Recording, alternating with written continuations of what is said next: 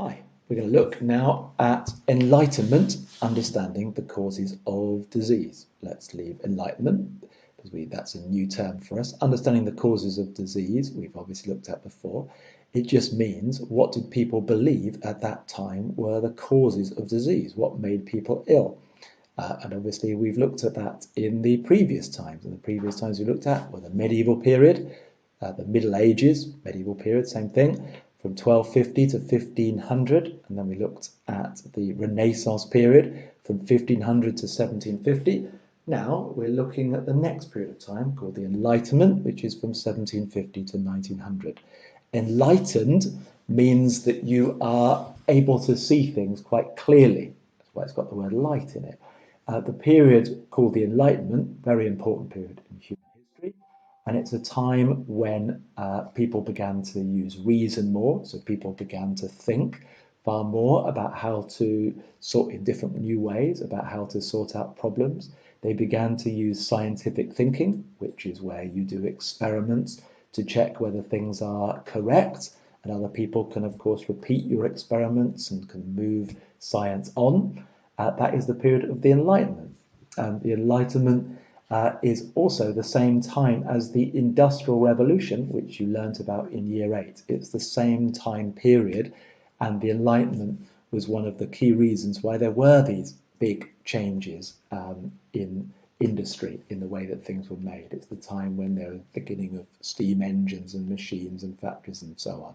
So it's the Enlightenment, a period of huge change in human history. Okay, let's have a look at what people at that time thought in terms of understanding the causes of disease. Well, for all I've just said, actually, for the first 100 years of that period, the Enlightenment, from 1750 to 1850, there was very little change in terms of what people thought caused disease. People still thought that miasma caused disease. And miasma, as we know, is this idea that bad smells from rotting matter, perhaps animals that are dying, dead in the city, uh, miasma coming from cemeteries, miasma coming from all sorts of other things that are rotting inside of the towns and cities, was making people ill. That was still the main understood cause of disease.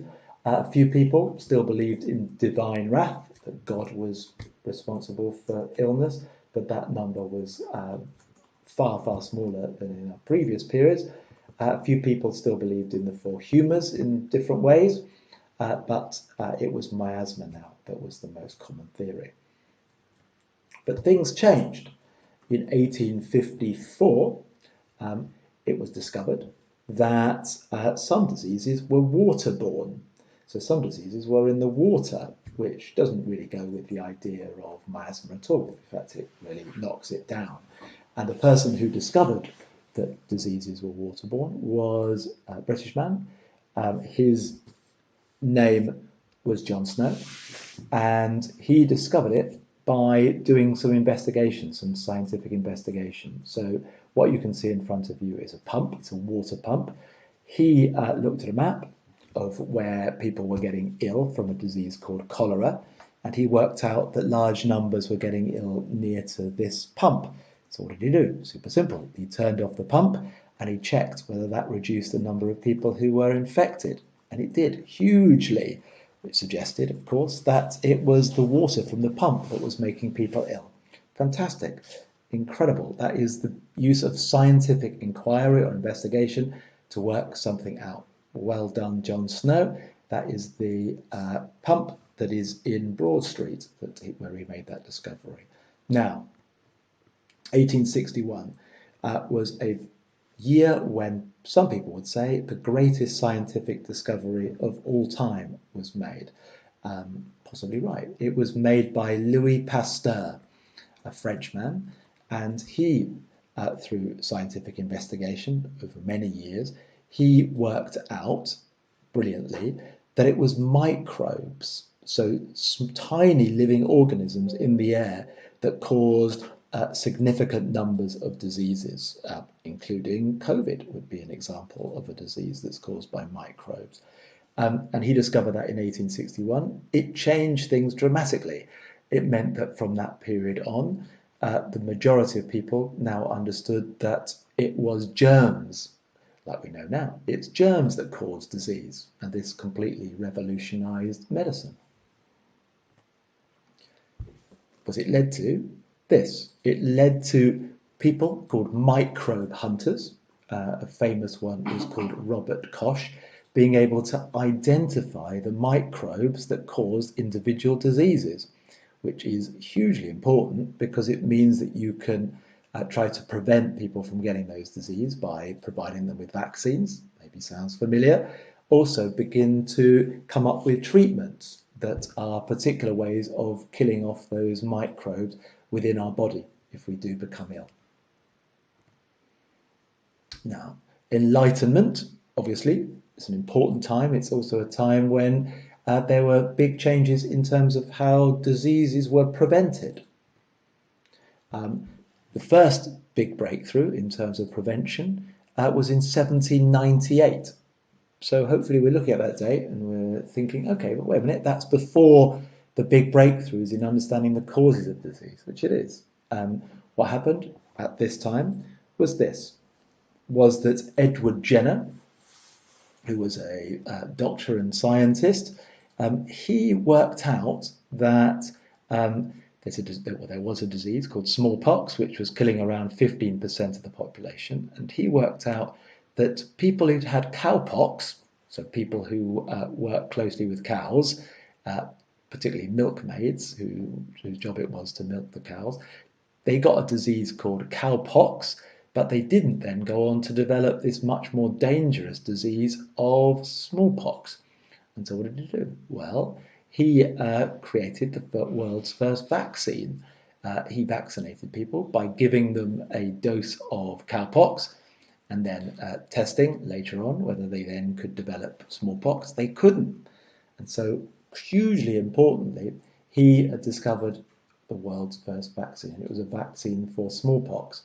You may never have heard of smallpox, and that is because vaccines were made available over time around the whole world, and that smallpox is no longer a disease that anyone gets anywhere in the world, and that's thanks to Jenner. But crucially, Jenner did not understand how his vaccine works. How could he? Because he was at a time when people thought that miasma was the main cause of disease, and so he couldn't tell anyone how to create new vaccines, but he didn't really understand how his own one worked. Other huge changes happened because governments began to take on greater responsibility for helping their people. So during the 19th century, more and more people were allowed to vote. In the early 1830s, only one man in every 20 could vote, tiny numbers. But that number increased dramatically, particularly after the 1867 Reform Act, which gave some working class men the vote. And that changes things really, because if working class men could vote, then those working class men would choose leaders when they vote, when they have elections, they would choose people that were going to support their interests. And so politicians began to think about how to make the cities healthier places for people to live in. What you can see in that picture is the building of a sewer. Huge numbers of sewers were built during the 1870s and beyond, and that is because of the 1875 Public Health Act, really important piece of legislation, so a really important law, which meant that councils, so local areas, were forced to provide their residents with clean water and with sanitation, which means sewage systems. Finally, Enlightenment treatment. So what did they do to actually treat disease that was new in this period?